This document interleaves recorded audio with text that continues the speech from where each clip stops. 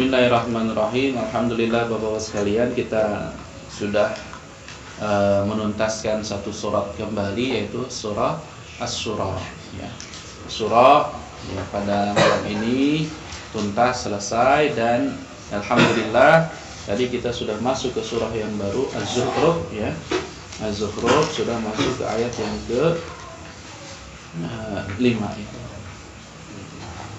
Ayat yang kelima, insyaallah nanti kita tadabburi Az-Zukhruf berikutnya ya. Sebagaimana biasa kita coba petik hikmah, mentadabburi apa yang sudah kita baca tadi ya. Ya, semoga Allah memahamkan ya sedikit demi sedikit apa yang kita baca tadi ya. Kita mulai dari ayat ke-41 tadi di surah Asy-Syura ya. Beberapa ayat yang lalu kita sebelumnya kita sudah memetik beberapa tadabbur ya di ayat-ayat sebelumnya. Dan kita lanjutkan, dan ayat ke-41 ini ya adalah bagian dari rangkaian ayat-ayat sebelumnya yang apabila kita baca terjemahan ya, Allah Subhanahu wa taala memberikan penjelasan-penjelasan kepada seseorang yang apabila berbuat sesuatu maka akan mendapatkan sesuatu. Ya, kita bisa baca misalkan dari ayat yang ke-34 misalkan, wa ya'lamal ladzina yujadiluna fi ayatina ma lahum min mahis ya. Dan agar orang yang membantah tanda-tanda kekuasaan kami mengetahui bahwa mereka tidak akan memperoleh jalan keluar dari siksaan. Orang yang membantah ayat-ayat Allah, dia tidak akan pernah mendapatkan jalan keluar dari siksaan. Artinya orang tersebut tidak akan selamat ya. Pokoknya para pengingkar dengan ayat-ayat Allah Subhanahu wa taala tidak ada jalan keluar dari siksaan ya, tidak ada jalan keselamatan. Kemudian misalkan di ayat 36 ya, apapun kenikmatan yang diberikan kepadamu maka itu adalah kesenangan hidup di dunia. Sedang apa kenikmatan yang ada di sisi Allah lebih baik dan lebih kekal bagi orang-orang yang beriman ya. Dalam ayat ini Allah Subhanahu wa taala menyampaikan tentang kembali ya tentang kenikmatan dunia dan kenikmatan akhirat dan seterusnya, sehingga kita sampai kepada ayat ke 41. Nah, kalau kita baca di ayat sebelumnya yang kita lihat Bapak sekalian, a'udzubillahi minasyaitonir rajim, wa jazaa'u sayyi'atin sayyi'atun misluha. Nah, faman 'afa wa aslaha fa ajruhu 'ala Allah innahu la yuhibbudz dzalimin. Ini jelas ya. Ini beberapa ayat di Al-Qur'an tuh banyak ya yang bunyinya maknanya sama dengan ini. Ayat ke-40 ya. Balasan suatu kejahatan adalah kejahatan yang setimpal. Tetapi barang siapa memaafkan dan berbuat baik ya, berbuat baik, faman afa wa aslaha fa ajruhu 'ala Allah, balasannya itu ada sisi Allah. Ya, maka balasannya, pahalanya itu dari Allah langsung. Sungguh dia Allah Subhanahu wa taala tidak menyukai orang-orang yang zalim. Ya, innahu la yuhibbudz zalimin. Ya, bahkan kalau kita melihat di tafsir Ibnu Katsir misalkan, wajajau sayyatun mislah itu sama seperti ayat-ayat yang lain kata beliau, seperti surah dalam Al-Baqarah, alaikum fa'tadu alaihi bimislihi ma'tadu alaikum ya.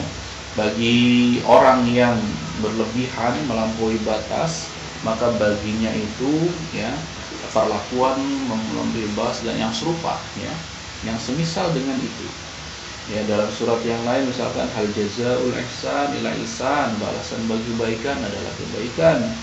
Kemudian wa in aqabtum fa'aqabu bimislihi, siapa yang mengiqab, memberikan sanksi, memberikan memberikan satu tindakan sesuatu, maka akan mendapatkan tindakan yang serupa. Ma aqabtum bihi wa in sabartum lahu khairul lisabirin ya.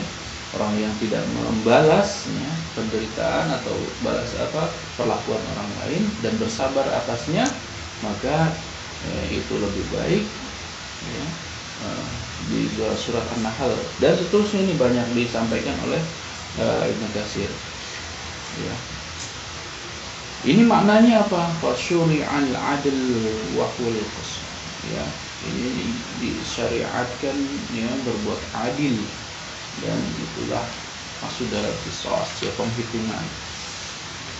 Jadi hikmahnya adalah kita inilah pentingnya adil ya. Adil ya, kalau nggak mau kepancing ya jangan mancing. Nah, ya wanadbu ilal fadlu wal afwa qauluhu ta'ala ya bil qisas faman tasaddaqa bihi fahuwa kafaratun lahu ya, dan seterusnya. Ini disampaikan oleh Ibnu Katsir dalam tafsirnya. Ya, demikian juga kata beliau, faman afa wa aslaha fa ajruhu 'ala Allah.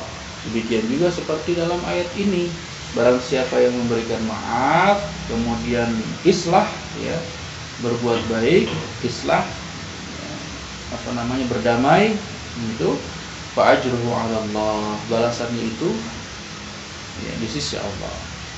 Jadi kalau balasan di sisi Allah itu ya ibarat beli barang itu nggak ada harga ya. Nggak ada harga, itu tak ternilai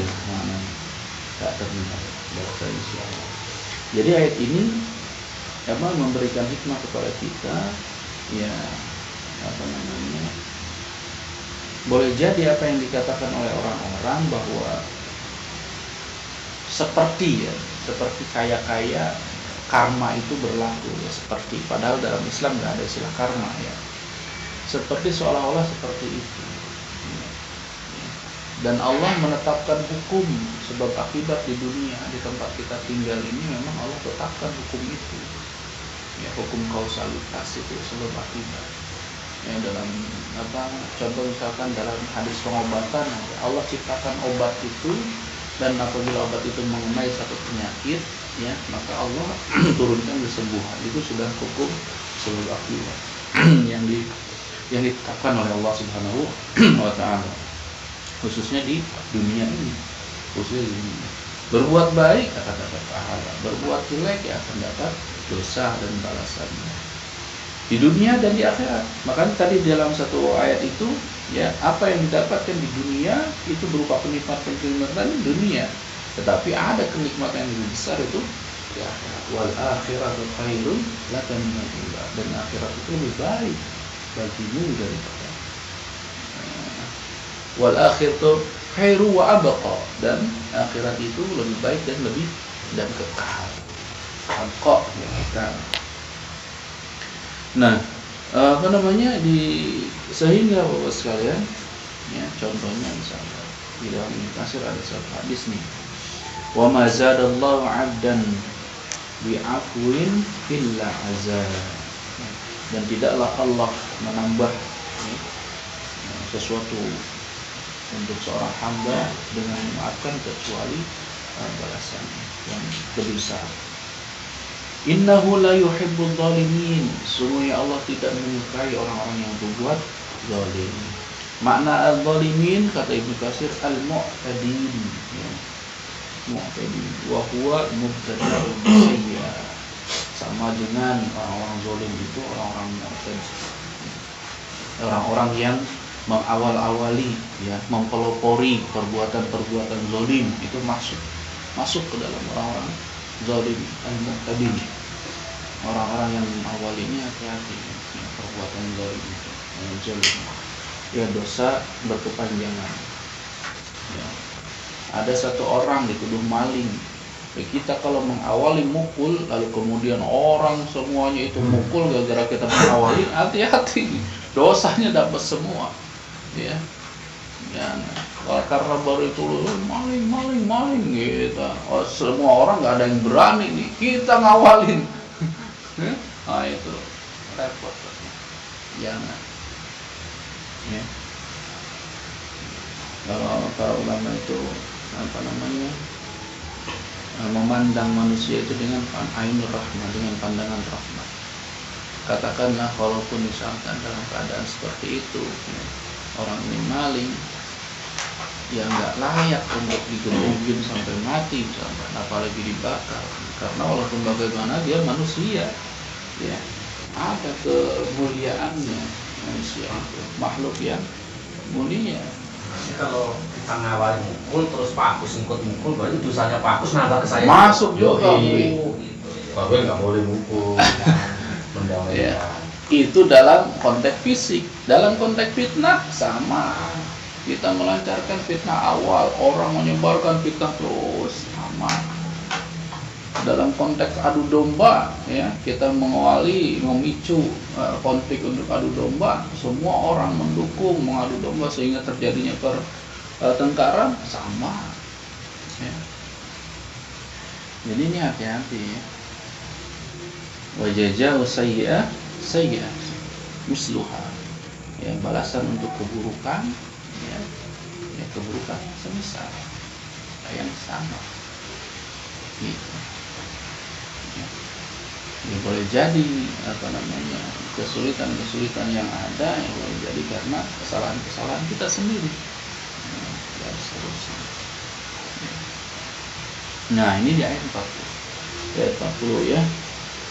Wa qala ba'duhum, sebagian berkata, lama kanat al-aqsam salasa zalimun li nafsi wa muqtasid wa sabiqun bil khairat, ya. Sebagian berkata manusia itu terbagi menjadi 3. Yang pertama sebagaimana di dalam surah yang lain, ya, cuma awrasna kitab, ya. Kemudian Allah turunkan awraskan kitab ini Al-Quran. Kemudian manusia terbagi menjadi 3, ya. Tafsirnya sudah pernah kita bahas, ya. Yang semuanya itu masuk surga, ya, dengan berbagai macam cara, ya. Karena semuanya orang Islam. Zakarul aqsamu salasatu fi hadil ayat wa zakarul muqtasid wa huwa alladhi yufidu bi qadrin haqqihi li qawli wa jazaa'u sayyi'atin misliha. Summa zakara sa'i bi qawli faman 'afa wa aslaha fa ajruhu 'ala Allah. Summa zakara zalim bi qawlihi innahu la yuhibbul zalimin. Fa amrun bin adl, ya. Nah, sama dengan ayat ini kata sebagian ulama, ya, manusia ini terbagi menjadi 3. Ya.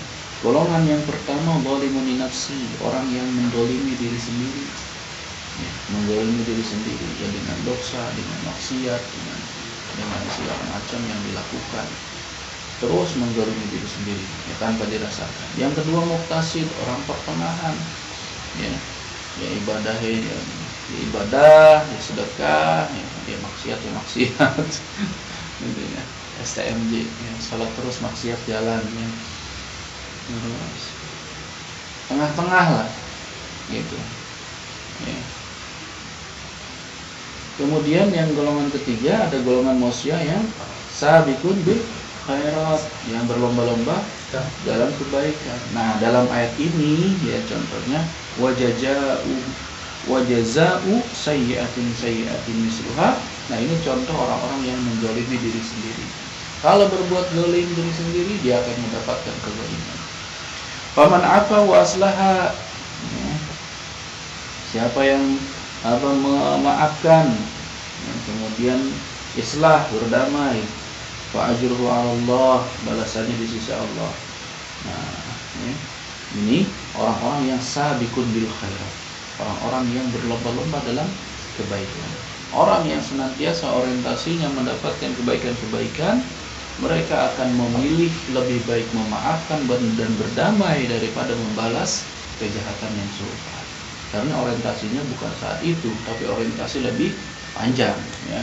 Orientasinya ukhrawi. Dan ayat innahu la yuhibbul zalimin, Allah Subhanahu wa taala tidak menyukai orang-orang yang zalim, ya. Ini orang-orang untuk yang zalim, ya, untuk orang dan seterusnya. Ini dalam ayat yang ke-40. Ini ajaran Islam itu begini, Pak. Jadi harus disampaikan dengan sederhana kepada masyarakat, kepada orang-orang, bahwa dalam Islam konteksnya seperti ini, kasih sayang, memaafkan, kemudian orientasinya ke akhirat, ke kehidupan yang lebih panjang, ya. Ini ajarannya. Jadi bukan teror, membunuh, membom, yang tidak sepaham, sembelih dan sebagainya, bukan. Ya. Jadi ajaran Islam itu. Makanya namanya Islam keselamatan, kasih sayang. Nah, kemudian ayat yang 41 yang kita baca tadi, kita awali ya. Ayat 41 ini walamma intasara ba'da zulmihi faulaika ma'alaihim min sabil. Kemudian Allah menyebutkan lagi ya, tetapi orang-orang yang membela diri setelah dizalimi tidak ada alasan untuk menyalahkan mereka. Nah, ini dalam kasus pembelaan diri. Nah, ini ada seolah apa ya, diskresi ya, khusus ketika dizalimi. Maka dalam ajaran Islam pun ada istilah jihad, mempertahankan hak ya, mempertahankan diri, menjaga keluarga, menjaga harta, itu masuk kategori jihad. Dirampok rumah ya, melawan misalkan sampai meninggal, itu masuk ke dalam kategori jihad. Dan dalam hal ini tidak ada alasan kata Allah untuk menyalahkan. Nah, ini yang menjadi yang menjadi titik poin. Orang yang membela ya ketika dizalimi, membela diri ketika dizalimi ya tidak ada alasan bagi kita untuk menyalahkan dia, karena memang dia dalam kondisi dizalimi gitu. Orang yang dizalimi jelas diserang gitu ya, harusnya dibela ya. Palestina ya, diserang, dizalimi berpuluh-puluh tahun, berabad-abad ya, sampai sekarang oleh Israel, ya jangan disalahkan Palestina ya.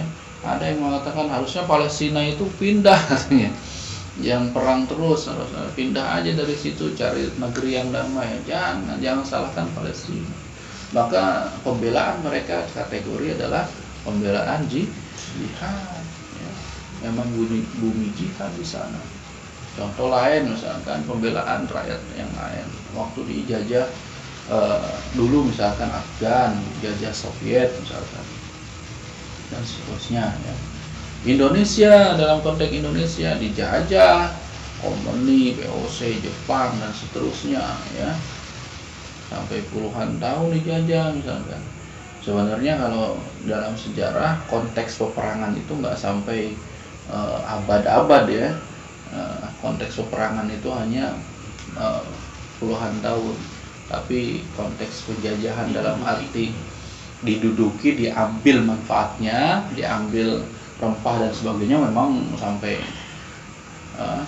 350 tahun ya. Atau sampai berapa, 35 apa?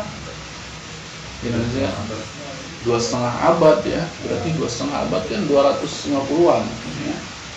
250 tahun itu dalam konteks bukan peperangan ya, tapi peperangan yang terakhir sampai Indonesia bangkit perang.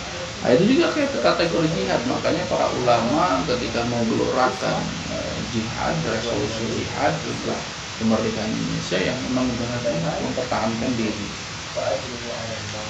gitu. Nah, ini dalam konteks sejarah ini ada satu kejadian miss ya, antara sahabiah ya, para sahabiah. Pernah suatu ketika ya, Urwah bin Zubair ya, kemudian ada satu miss ya dengan Aisyah ya, dengan Zainab ya, gitu. Nah, miss persepsi atau usaha itu, Rasul menyaksikan mereka menyelesaikan persoalan permasalahan. So, kata Rasul, coba jawab apa ininya, apa jawabannya. Ini ada fitnah begini nih, ada kabar begini, sampai marah orangnya. Coba kamu jawab apa? Ini Rasul nyaksiin. Begitu dijawab, dijelaskan, ya ini tidak ngomong sama sekali karena penjelasannya jelas. Rasul tersenyum, berarti clear kan masalahnya kan gitu. Nah, ini pernah terjadi gitu di zaman Sahabiyah ya. Nah, ini menunjukkan bahwa para sahabat yang hidup sejaman bahkan bertetangga bahkan bareng dengan Rasul ya, kejadian seperti ini ada ya, fitnah, miskomunikasi ya, mispersepsi atau salah paham, itu ya kejadian. Para sahabat juga manusia ya, manusia. Tapi mereka beruntung karena syariat di situ masih hidup, masih ada, Rasul masih ada, jadi bisa langsung bertanya, langsung dijawab, langsung diselesaikan permasalahan-permasalahan gitu. Nah, ini ada, jadi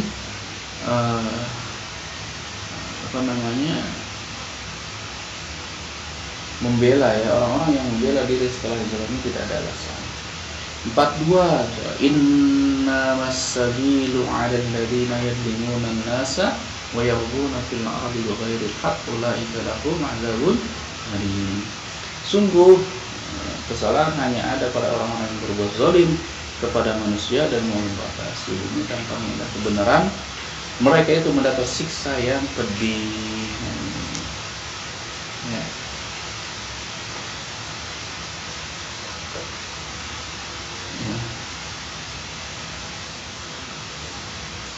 Yang dimaksud dengan innamas sabilu 'alal ladzi innamas sabil,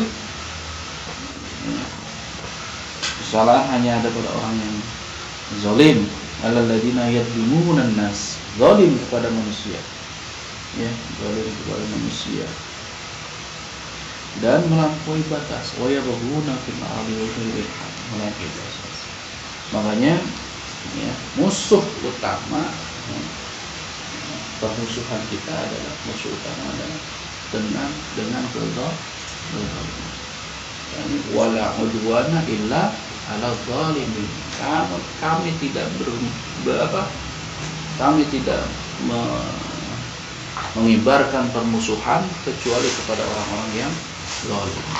Dalam konteks sekarang ya, zalim itu banyak maknanya. Zalim kepada secara fisik ya, penyiksaan, penindasan atau kekerasan fisik, ataupun zalim dengan konteks yang lain, korupsi itu zalim enggak? Zalim.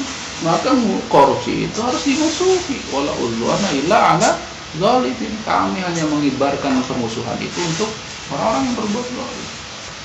Korupsi kezaliman ya. Dan seterusnya, semua yang zalim kepada manusia ya, manusia nih bahasanya kepada manusia ya, bukan kepada orang Islam saja, manusia secara umum ya, zalim kepada manusia ya, innamas sabilu 'alal ladzina yadlimuna nas wa yabghuna fil ardi, kepada manusia secara umum, kepada siapa. Jadi ketika ada misalkan ya, dalam konteks bernegara, walaupun dia non muslim misalkan ya, non muslim dizolimi, terjadi penindasan ya, maka orang Islam ya punya spirit untuk membela, dalam arti bukan membela akidah tapi membela sebagai manusia dari kezaliman gitu, bukan membela akidahnya tapi yang membela karena kita sama-sama memusuhi kezaliman. Nah, ini kalau nilai universal seperti ini sama-sama dipegang ya insya Allah ya, tujuannya akan tercapai dalam konteks negara juga sama. Jadi jangan karena beda agama, kezaliman sehingga kita cuek ya. Dalam konteks pembunuhan 6 laskar FPI, ini kezaliman harus diungkap, nggak boleh zalim. Kita bukan membela FPI, tapi kita sama-sama bermusuhan dengan kezaliman. Karena zalim itu yang kita lawan, bukan pembelaan kepada 6 laskarnya, bukan perlawanan kepada negaranya, bukan kepada polisinya, bukan.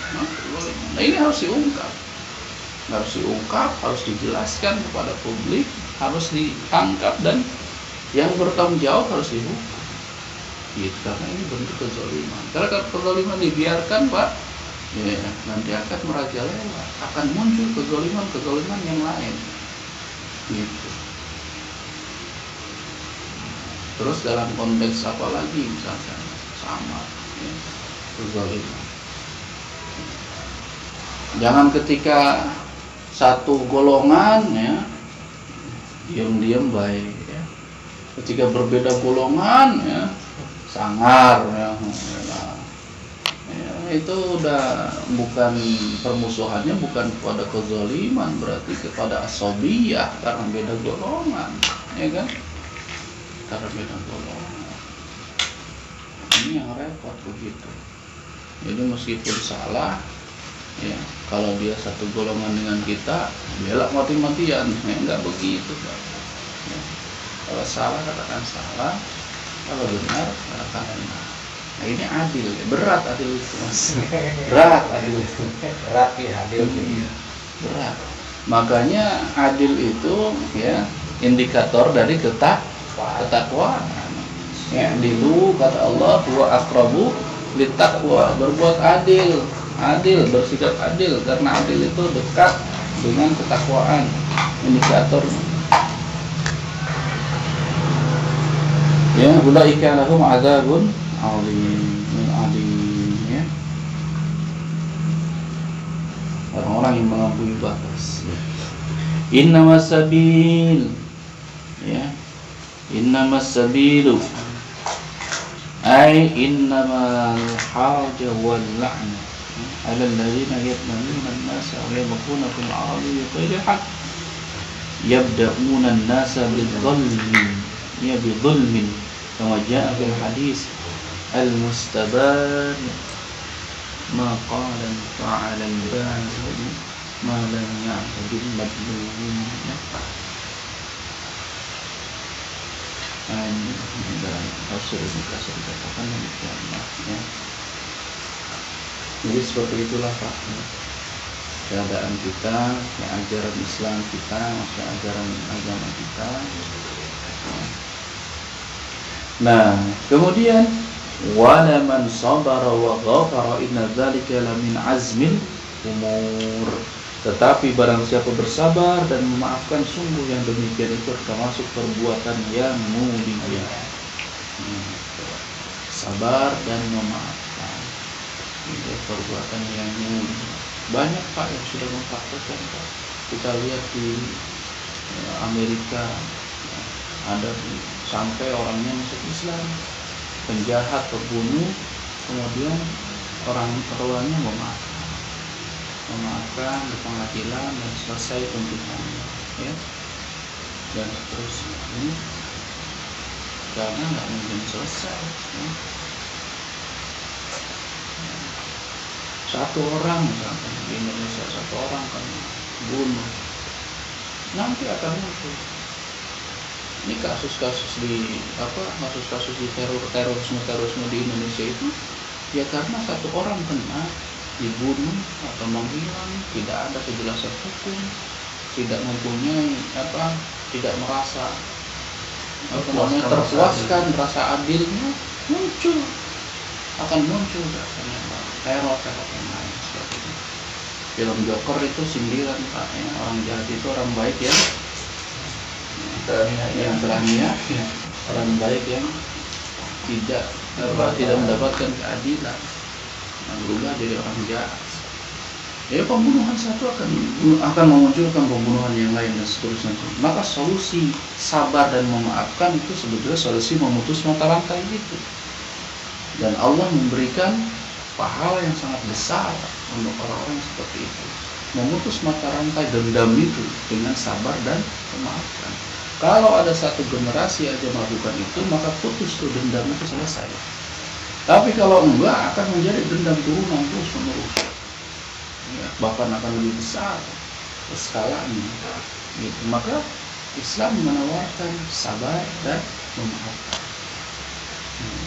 Bukan lemah, bukan, justru ini solusi memutus mata rantai pembalasan. Dan Allah memberikan balasannya. Bahkan ada pintu sabar ya di surga Allah ada pintu sabar, as-sabr. orang-orang yang sabar. Dan sabar tentu saja bukan dia yang tetap melakukan aksi menuntut keadilan. Tetapi apabila sudah ditentukan sampai di mana ya setelahnya keadilan yang bisa didapatkan di dunia, maka pada saat itulah sampai kepada titik terakhir bersabar dan ikhlas. Tapi tetap ya, terjadi penganiayaan, terjadi pencurian dan sebagainya, tetap lakukan proses, tetap kejar pelakunya, tetap lakukan proses-proses sampai akhir kita mendapatkan di ujung jalan bahwa saat itulah kita harus bersabar dan memaafkan. Selesai. Itu enggak lantas diam. Sabar itu diapain? Diam udah sabar, diam, enggak begitu ya. Karena dalam Islam juga diajarkan untuk melawan kezaliman tadi ya, untuk membela diri dan lain sebagainya. Gitu Pak. Dan barang siapa bersabar dan barang siapa dibiarkan sesat oleh Allah, maka tidak ada baginya pelindung setelah itu. Kamu akan melihat orang-orang zalim ketika mereka melihat azab, dan mereka berkata, ya, adakah kiranya jalan untuk kembali ke dunia? Hal ila maraddim min sabil. Ya, menyesal itu belakangan ya. Kalau di awal pendaftaran penyesalan itu terakhir. Kalau di awal pendaftaran penyesalan ya. Rata-rata begitu. Dan kalimat-kalimat seperti ini, Pak, kalimat dalam Al-Qur'an, lama ra'ul adab yaqulun, mereka berkata, hal ila maradin min sabil, apakah ada jalan untuk kembali ke dunia untuk memperbaiki diri. Nah, kalimat-kalimat ini hanya terbukti nanti gitu. Iya. Ya bukan sekarang, terbuktinya nanti, belum tahu kita. Tapi Allah sudah mengabarkan bahwa orang-orang zalim itu nanti begitu gitu. Nah, ini dalam koridor keimanan ya. Karena kejadiannya nanti orang-orang zalim itu nanti akan menyesal dan dia akan meminta ampun, meminta dikembalikan ke dunia, akan berbuat baik dan sebagainya. Nah, ini dalam koridor keimanan, kita imani, kita yakini kejadian itu bakal terjadi ya. Karena ini kalimat seperti ini nanti kejadiannya sekarang. Tapi kalau balasan di dunia ya atas kezaliman atau perbuatan-perbuatan keburukan, ya kita bisa menyaksikan Pak terjadi ya di setiap setiap perjalanan kehidupan manusia itu terjadi. Itu sudah Allah tampakkan bahwa kejahatan. Ada kejahatan yang tidak mendapat balasan kejahatan, dia jaya terus. Itu di dunia misalkan, oh tidak, tentu dia akan menemukan titik akhir dan dia akan mendapatkan balasan. Ya, itu sudah dari dulu. Sehebat apapun Firaun, nggak pernah sakit, nggak pernah ada yang melawan dan sebagainya. Ujung-ujung begituan tetap ada balasan. Karena Allah tetap tunjukkan bahwa yang disampaikan oleh Allah dalam Al-Quran di dunia berlaku di akhirat benar. Ya, kalau yang nggak percaya tinggal tunggu aja. Semua orang yang menistakan Al-Quran, menistakan Islam, ya agama dan seterusnya, ya kita lihat di penghujung hidupnya seperti apa. Boleh jadi. Ya, bahkan ada orang-orang yang tidak meyakini agama pun, yang ateis, tapi dia melecehkan misalkan. Kalau ateis tidak melecehkan, dia selamat Pak. Ya mati dalam keadaan biasa-biasa saja. Tapi kalau ateis tapi melecehkan Al-Quran, kejadian di akhir hidupnya sengsara, ya, kena penyakit dan sebagainya. Contoh ada saya pernah baca bukunya siapa, Nietzsche itu ya, di akhir hidupnya gila, harus minum obat terus menerus sampai otaknya seperti mau pecah. Penyiksaan berkepanjangan Nietzsche. Padahal pencipta ideologi itu melahirkan ajaran-ajaran pemikiran Nietzsche itu luar biasa. Tapi akhir hidupnya tersiksa. Ya. Karena dalam konteks agama dia sangat melecehkan. Nietzsche itu banyak. Tapi kalau yang tidak, misalkan yang ateis, ilmuwan, namanya tuh terus dikenang, misalkan Einstein, ya. Einstein ateis, ya. Terus misalkan contoh apalagi penemu-penemu listrik misalkan, seterusnya ya, ilmuwan-ilmuwan barat, kebanyakan konon katanya ateis, ateis tidak beragama. Ya tapi hidupnya biasa-biasa aja, bahkan namanya juga abadi dikenal, karena tidak ada pelecehan sedikit pun luar agama kan, sepanjang hidupnya. Nah ini bahaya. Ya. Nah, di Indonesia muncul orang-orang melecehkan agama misalkan, ya kita lihat saja. Itu melecehkannya agama seperti apa? Iya, contoh misalkan melecehkan pegangan agama Al-Quran. Ini nggak sedikit di Indonesia ini yang melecehkan, bahkan ada yang menginjak Al-Quran, ada yang apa namanya, yang merubah-rubah isinya dijadikan bahan tertawaan, kemudian mengolok-olok lah bahasanya. Banyak gitu.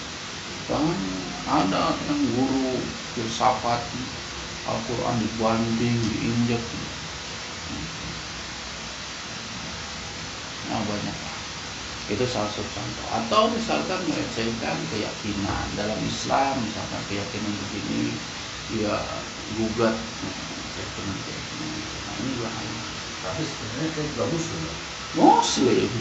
Ya kalau non muslim udah perang Pak. Jadi kalau dia muslim juga, ketika dia ditangkap dan sebelumnya, ya dia ngomong saya juga Islam katanya kan gitu. Kejadiannya banyak, sampai sekarang selalu ada itu.